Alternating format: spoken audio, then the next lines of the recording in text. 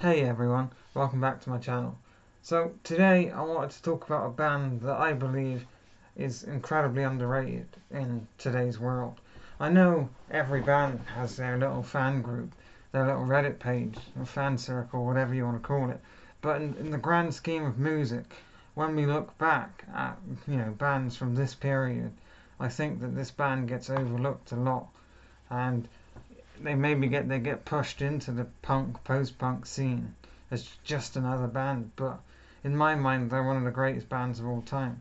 And you've read the title. I am talking about The Jam. This is The Jam's last album, the 1980s The Gift, which I just had on. I literally just finished listening to it as I started this video, and it made me want to make this video because I've only got the two albums. I've got The Jam's The Gift and then their earlier album, All Mod Cons. Actually, that is a lie. Excuse me for a second. Yep. I have... where is it? Come on, I'm trying... There it is. That was professional, but I have The Jam's All Mod Cons Live EP, an original release, from the 16th of February 1979. But I'm making this video because, as I said, I believe that they are the most underrated band. Well, you might have your own opinion, but their musical impact, they inspired a lot of other bands, including my favourite, Oasis. A lot of Oasis songs, and Noel Gallagher in particular, he was a huge The Jam fan, and he does a lot of stuff with Paul Weller. I watched Paul Weller live. I've seen him live. He opened for Noel Gallagher, which is always amazing. If I find the videos, I'll put them at the end. But easily, I've heard all their albums, I've got on my phone, and they are absolutely brilliant. But some of their albums, like All Mod Cons and The Gift and Snap, are absolutely brilliant. Like from start to finish, every song is just superb.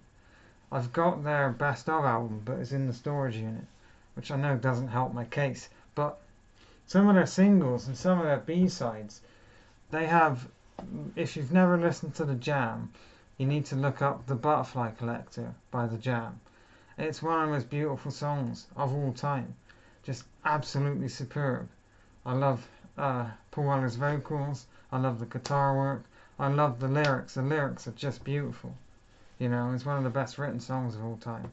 And they're, if you listen to their first album, they do have that punk sound, because that's what they, started as.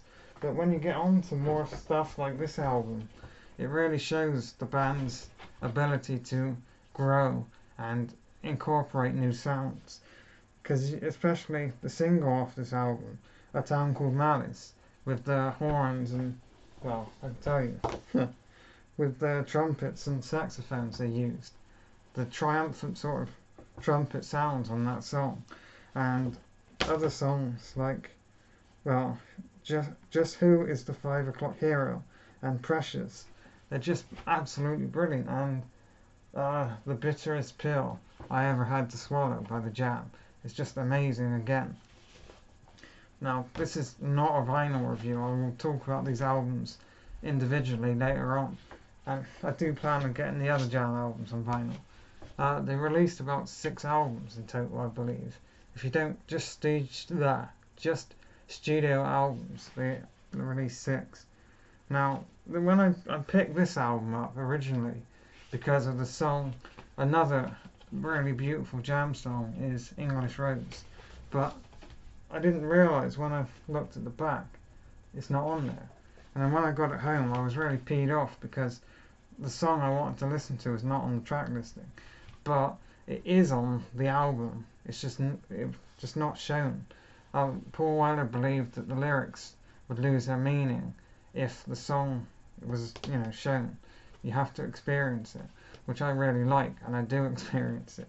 It comes in after David Watts, I believe. You just get that,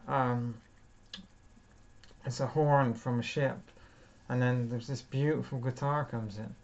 I think it's absolutely brilliant. And then the songs often says, talk slower. Yeah. Songs off this album: To Be Someone is amazing. Mr. Clean, brilliant. David Watts, amazing. You know, Billy Hunt, the cover of...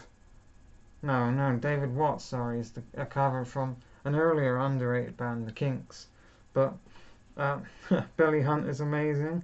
A-Bomb and Water Street is a really great song. And Down in the Tube Station at Midnight has one of the best guitar riffs in rock and roll, in my opinion. But yeah, I just believe that they are the most underrated band at the moment.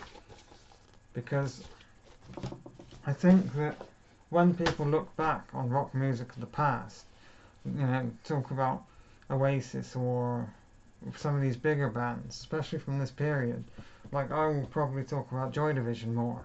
I do love Joy Division, but they're just an incredibly underrated band. And if you've never listened to The Jam, I would recommend you go and listen to The Jam, because you won't regret it.